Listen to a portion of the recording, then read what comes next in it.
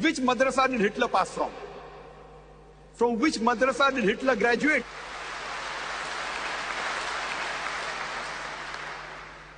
And you go down history, we know Mussolini, he has killed thousands of human beings. Which madrasa did he pass from?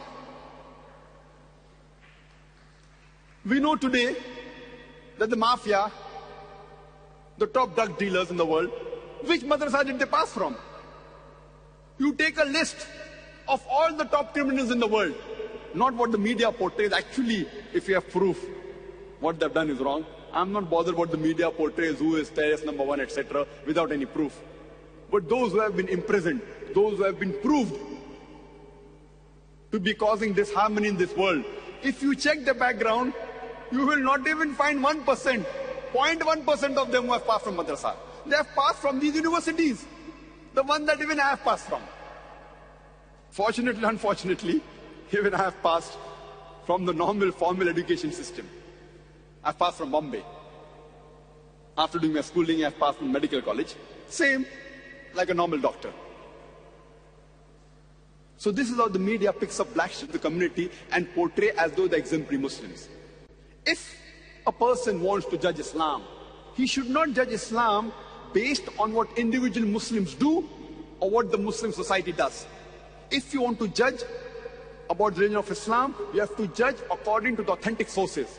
And the authentic sources of Islam are the glorious Quran and the authentic Sahih Hadith of the last and final Prophet Muhammad, peace be upon him.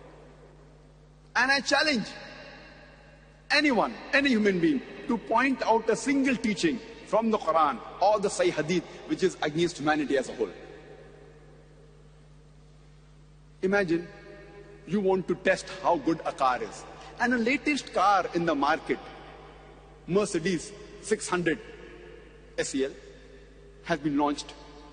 And a person who does not know how to drive the car, he sits behind the steering wheel and he bangs up the car. Who will you blame? The car or the driver?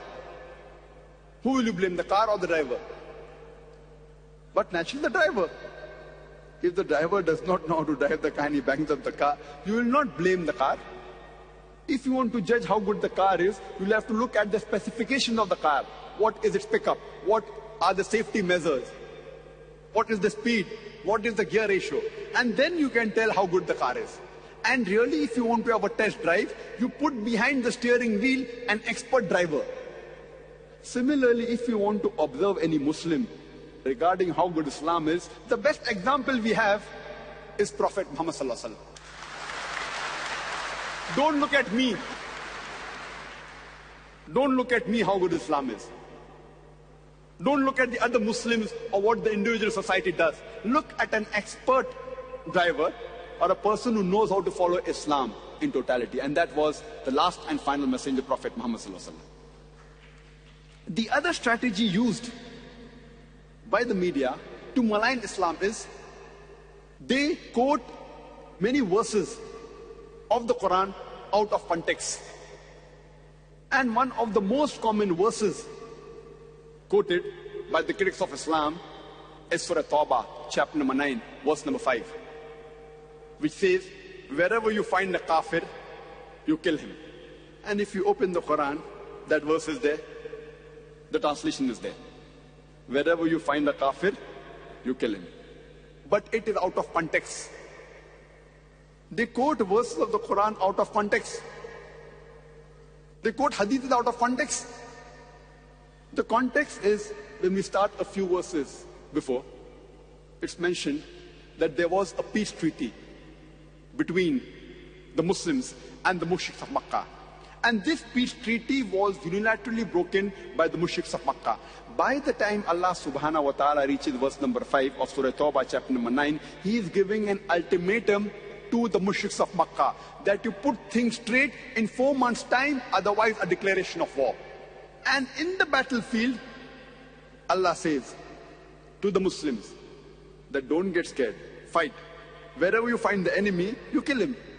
Now, any army general, to boost up the morale of his soldiers, he will but naturally say that wherever you find the enemy, you kill him. He will not say that wherever you find the enemy, be killed.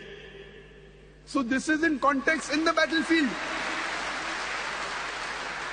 in the battlefield, Allah subhanahu wa ta'ala is telling, wherever you find the kafir, the enemy is attacking you, don't get scared, fight. And kill them wherever you find them. Imagine today, if there's a war going on between America and Vietnam, and the American president says, in the battlefield, he is boosting the morale of the American soldiers, or the Army General of America says that wherever you find a Vietnamese, you kill him. It's in context. But if I quote out of context and say today the American president is saying that wherever you find a Vietnamese, kill him, I will make him sound like a butcher. It is out of context. And throughout the world, either they put a full stop or they jump to the next verse. And Arun Shuri, who's one of the staunchest critics of India where I come from, he writes in his book, The World of Fatwas. After quoting verse number 5 of Surah Tawbah, he jumps on to verse number 7. You know why? Because verse number 6 has the reply to his problem. Verse number 6 of Surah Tawbah says that if the kafir, if the enemy seek asylum, don't just let them go. It says escort him to a place of security so that he may hear the word of Allah. The most merciful army general today in the battlefield will say, if the enemy wants to go, just let him go.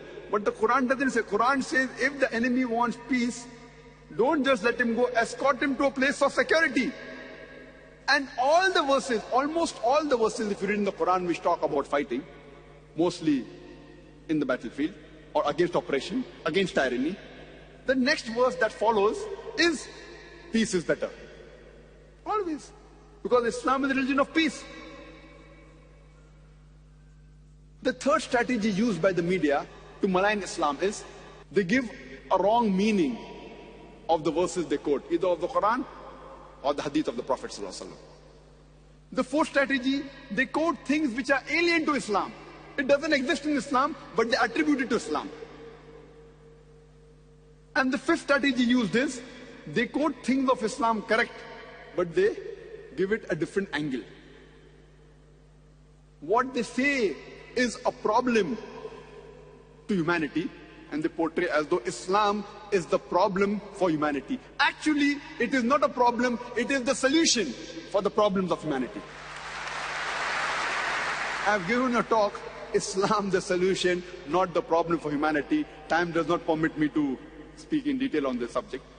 But these are the various strategies used by the media to malign Islam. And we find today on the international media that they call the Muslims as fundamentalists, as extremists, as terrorists. And most of us, they are apologetic. No, yes, I'm not a fundamentalist, There are some people who are fundamentalist. I'm not a fundamentalist. I'm not extremist. Most of us Muslims, we are apologetic. We go on the defense. We Muslims should be da'is.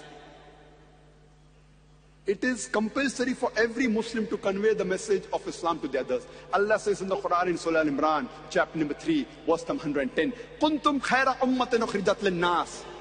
O ye Muslims, ye are the best of people of the world for mankind. Kuntum khaira ummatin ukhrijat lin-nas. تَأْمِرُونَ بِالْمَعْرُوفِ وَتَنْهَوْنَ عَنِ الْمُنْكَرِ وَتُؤْمِنُونَ بِاللَّهِ. Because we enjoin what is good, and we forbid what is wrong, and we believe in Allah.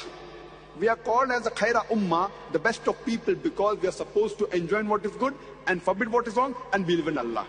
If we do not enjoin what is good, and if we do not forbid what is wrong, we aren't fit to be called as Muslims. We aren't fit to be called as khaira ummah. We should be proud to call ourselves Muslims. We should know how to turn the tables over. I remember when I was doing martial arts in my young days. Now also I'm young, mashallah. In my school days, I could say. We always taught in martial arts, whether it be judo, jiu-jitsu, that we should use the force of the opponent to throw him over, rather than resist. If someone is pushing me, and he is a big giant, you can see my physique. Nothing great. Yet, I like not having any podium, because that's a technique of the media, not that I have a very good physique. I like my body language to be seen. So when someone who is a big giant who tries to use force against you, rather than resisting, use his force to throw him over. And bigger the person, the harder he falls. You know, the media today is calling Muslims as fundamentalists. What is the meaning of the word fundamentalist? Fundamentalist by definition means a person who follows the fundamentals of one particular subject. For example, if any person wants to be a good scientist, he should know, follow, and practice the fundamentals of science. Unless he's a fundamentalist in the field of science, he cannot be a good scientist. If a person wants to be a good mathematician, he should know, follow, and practice the fundamentals of maths. Unless he's a fundamentalist in the field of maths, he cannot be a good mathematician. We cannot paint all fundamentalists with the same brush, that all are good or all are bad. Depending in which field the person is a fundamentalist, you have to label him accordingly. For example, if we have a fundamentalist robber whose profession is to rob, he is bad for the society. On the other hand, if we have a fundamentalist doctor who saves thousands of human lives, he is good for the society. You can't paint all fundamentals the same brush. You have to find out what are his fundamentals before labeling him whether he's good or bad. As far as I'm concerned, I am a fundamentalist Muslim and I'm proud to be a fundamentalist Muslim. Because I know, I follow, and I strive to practice the fundamentals of Islam. And I know there is not a single fundamental of Islam which goes against humanity as a whole. There may be a few fundamentals of Islam which the non-Muslims may feel it is against humanity. But the moment you give the logical reason regarding these fundamentals and the statistics of the world, there is not a single human being who's unbiased who can point out a single fundamental of Islam which is against humanity as a whole. Therefore, I'm proud to be a fundamentalist Muslim. When we read the Webster's dictionary, we come to know that the word fundamentalism was first used to describe a group of Protestant Christians in America in the early part of the 20th century. Previously, the church, it believed that only the message of the Bible was from God. These Protestant Christians in America in the early part of the 20th century, they protested that not only is the message of the Bible from God, but every word, every letter of the Bible is from God. If any person can prove that the Bible is the word of God, this movement is a good movement. On the other hand, if someone can prove that Bible is not the word of God, then this movement is not a good movement. When we read the Oxford Dictionary, we find that according to the Oxford Dictionary, the definition of the word fundamentalist is given. It says that fundamentalist is a person who strictly adheres to the ancient doctrine of any religion. But when we refer to the latest edition of Oxford Dictionary, there's a slight change. It says that fundamentalist is a person who strictly adheres to any ancient doctrine of any religion, especially Islam. The word especially Islam has been added to the definition. The moment you hear the word fundamentalist, you start thinking of a Muslim. He's an extremist, he's a terrorist. The media says that Muslims are extremists. I said, yes, I'm an extremist. I'm extremely kind, I'm extremely merciful, I'm extremely honest, I'm extremely just.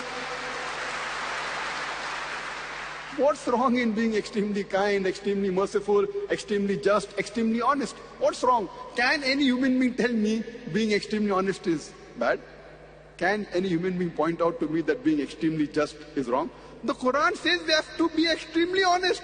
We can't be partly honest. We can't be biased. That if he's my friend, I'm honest. If he's my enemy, I'm not honest. We have to be honest and just with everyone. Quran says in Surah Baqarah chapter 2 verse number 208, "Udkhulu fi silmi kaffa." Enter into Islam wholeheartedly. So what's wrong in being an extremist? But we have to be extremists in the right direction. We should not be extremists in the wrong direction. We should not be merciless. We should not be violent. But we should be extremists in the right direction. That's what the Quran says. But unfortunately, we go in the defense. Oh, I'm not an extremist. I am not a fundamentalist, turn the tables over. Muslims today are labeled as terrorists. I say, every Muslim should be a terrorist.